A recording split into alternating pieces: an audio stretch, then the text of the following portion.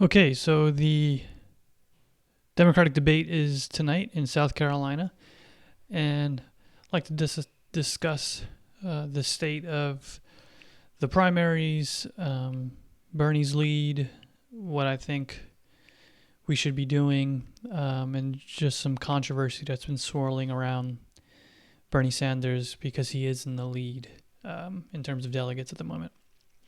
So let's start with the debate tonight. It should be interesting. I think that we'll probably get a lot of attacks on Bernie Sanders, being that he's jumped out to a lead and he's won first place in the first three states. And I think you'll see some of the candidates hammer home some of the things he has said about Cuba and other countries that definitely, are authoritarian and have not been great for citizenry. And he has said some things throughout the years, some is dating far back as like the 80s, that don't sound very palatable for the general population to consume. Now, some of the things he said, like praising Cuba for their literacy program and their health care, I mean, he is right about those things. Those things are true. But, I mean, do I wish he was more forthright in condemning those authoritarian leaders like Fidel Castro in his instance? Do I wish that he wouldn't talk about this at all? Because, like I said, it's not palatable for the general public. You really got to get into the details of these situations, and it's too nuanced of a discussion that you can have on a debate stage or even at a town hall.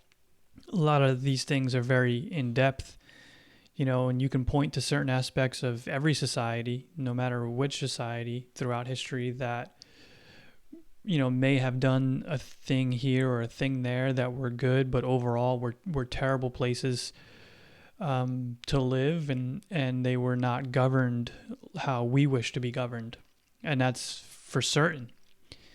And that's what's happening with Bernie when it comes to things he said in the past about Russia and things he's currently saying about Cuba or China, for instance. But what I think people are missing is that you're supposed to assess an idea or someone's action based on the merits of that idea or action, regardless of who the author of that idea or action is. And that's what people aren't doing with Bernie when he says things like he points out one good thing, perhaps, that went on in Fidel Castro's Cuba.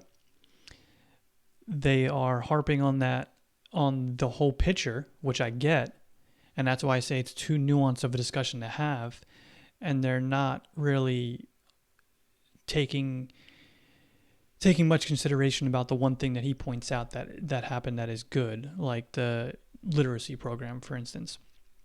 I mean, we saw Barack Obama do something, very similar in the past and he wasn't ridiculed and killed for it in public and by pundits. So we all know why Bernie is being ridiculed for it, and it's a little different. I get it because of Bernie's policies that he's pushing, and it seems like he might be a little more sympathetic to socialism or even communism. And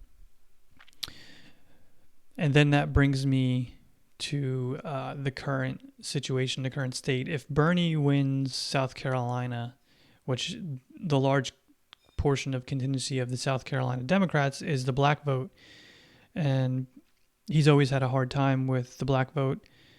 And if he can show that he can get the black vote and he ends up winning South Carolina by 10 or more points, he actually may he may end up getting enough delegates to outright win and not have a contested convention come this summer.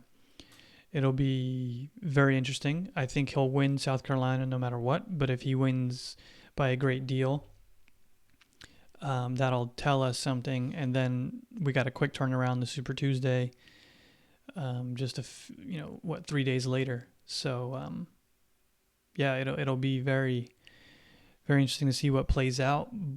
But I think, regardless of who the nominee is, I've said this a bunch. You have to vote blue. I mean, you have to vote blue no matter who. It is a binary choice this time around. We're talking about an all-out assault on our Constitution and on our republic with the current administration, and Lord knows how bad it'll get if Trump is reelected and he has no reason to try to worry about winning another election. And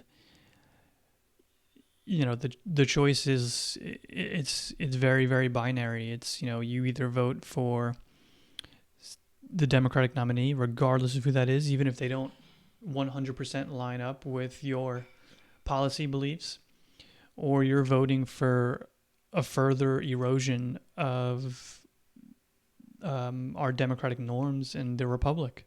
It's really that simple. And I get some people have reservations on Sanders. I have a few reservations on Sanders. But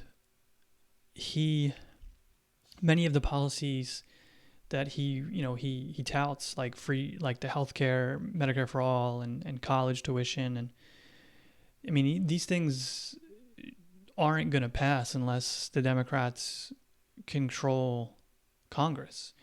And even then, I mean, you have a lot of Democrats that aren't really even on board with Medicare for all or free college tuition. So they may even not get passed even then, even if Sanders wins and they get complete control of Congress. Because you have Democrats who are currently in Congress who don't buy into those programs as presented by Sanders. So it's the moderates and the never Trumpers who are afraid of voting for Sanders, and they have reservations on voting for Sanders. I get it completely. But really, as I said before, it's a binary choice, and I know how many of you feel about Trump and what he's doing to this country and to our institutions and to the government as a whole. And I think you really should temper your fear when it comes to Sanders, because, as I said, what's the likelihood that some of these policies even pass? Very slim. Very, very slim. But what is the likelihood that Trump further degrades this country, the institutions, our democracy, the republic as a whole? If he has another 4 years, that's very likely. Very, very likely. And we have to weigh our probabilities when we make decisions. And I think one side is far higher probability than the other. And we'll see where that goes. But as of right now, the choice is clear.